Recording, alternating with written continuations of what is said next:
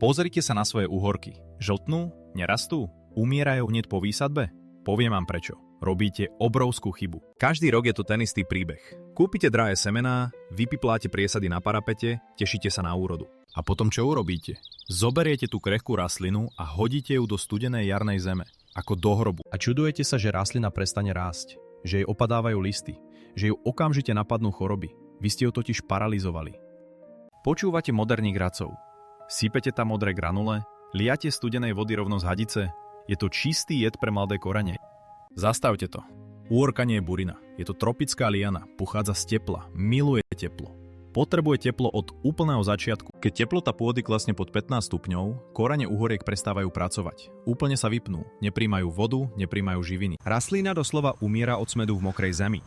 Znie to šialene, ale presne to sa deje vo vašej záhrade. V tej studenej mokrej zemi na ňu už čakajú huby. Pythium fusarium. Okamžite napadnú oslabený krčok rastliny. O pár dní stonka zčernie, zoslabne a celá rastlina sa zvalí. Hovoríte tomu padanie kličných rastlín, ja tomu hovorím vražda z nedbanlivosti. Naši starí otcovia nemali laboratória, nemali chemické postreky, ale mali zdravý sedliacky rozum. Vedeli, ako oklamať prírodu. Dnes vám ukážem ten jeden kritický krok. Metódu, ktorú starí roľníci používali pred 10 ročiami. Metódu, na ktorú sa dnes zabudlo. Tento krok musíte urobiť tesne pred sadením. Ak ho vynecháte, sádzate naslepo a dúfate v zázrak. Farmár sa nespolieha na zázraky. Pripravte si motiku. Dnes nebudeme robiť malé jamky. Uhorka potrebuje hlboký a teplý domov. Vykopte brázdu alebo hlbokú jamu. Aspoň 20 cm. Dvakrát hlbšiu, ako by ste kopali normálne. Tam dole je zem najchladnejšia. Ak tam dáte korene teraz, zmrznú. My tam však vytvoríme tepelnú batériu. Na dno tejto jamy ložte suchý materiál, trochu starej slamy, suché listie z jesene, alebo trochu vyzretého kompostu. Tento materiál bude slúžiť ako izolácia. Oddelí krehké korene uhoriek od ľadového podložia hlboko v zemi. Teraz prichádza prvý dôležitý prídavok – drevný popol. Obyčajný popol z čistého dreva, žiadne uhlie, žiadne brikety.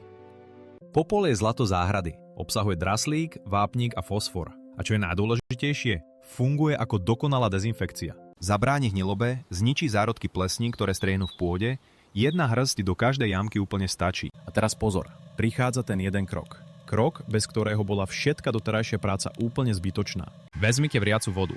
Nie teplú, nie vlážnu z osuda. Skutočnú, bublajúcu, vriacu vodu rovno z ohňa. Nalejte túto vriacu vodu priamo do pripravenej jamy, priamo na slamu a popol. Nebojte sa, lejte veľa. Aspoň 2 litre na jednu jamku. Zem musí tú horúčavu doslova nasať. Čo sa práve stalo? Poprvé, vriaca voda okamžite sparila slamu. Začne sa rozkladať a uvoľňovať vlastné teplo. Po druhé, prevarili ste pôdu. Všetky patogény, všetky spóry húb v okolí koreňovej zóny sú mŕtve. Čistý štít.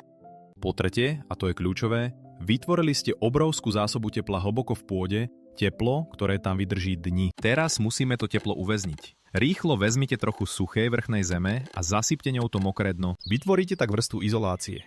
Dole je horúco a mokro, hore je príjemne teplo. Presne to uhorka miluje. Sadiť hneď? V žiadnom prípade. Zem je tam dole stále príliš horúca. Korene by sa uvarili. Zastavte sa. Choďte si vypiť kávu. Choďte si oddychnúť. Nechajte túto pripravenú posteľ odpočívať aspoň niekoľko hodín. Ideálne je urobiť to večer a sadiť na druhý deň ráno. Pôda bude vnútri dokonale vyhriata, ako v inkubátore. Teraz prichádza čas na vašu priesadu. Opatrne ju vyberte z kvetináča, nedotýkajte sa samotných koreňov. Vložte ju do pripravenej jamky. Cítite to teplo? Vaša uhorka to cíti tiež. Je to pre ňu ako návrat domov. Prihrňte zeminu.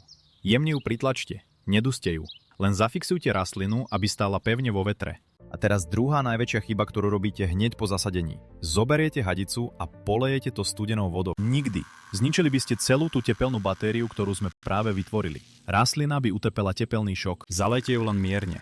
A len odstátou teplou vodou, ktorá sa zohrievala celý deň na slnku, zavlažujte v kruhu okolo rastliny, nie priamo na stonku. Vlhko sa kedykoľvek stiahne ku koreňom sama. Keď voda vsiakne, urobte poslednú vec. Zamulčujte to. Pokosená tráva, suchá slama, hoci čo udrží vlhkosť. Mulč funguje ako deka. Cez deň nepustí slnko, aby nespálilo zem, v noci nepustí chlad, aby nezmrazil korene. Ak urobíte tento jediný krok pred sadením, uvidíte rozdiel do 3 dní. Vaša uhorka nebude stagnovať, nebude bojovať o prežitie, začne okamžite rásť. Vypustí nové listy, uchytí sa a začne špohať. Vaši susedia sa budú pýtať, akú drahú chémiu ste kúpili. Vy sa len usmejete, pretože viete svoje. Tajomstvo nie je v obchode v plastovej fľaši.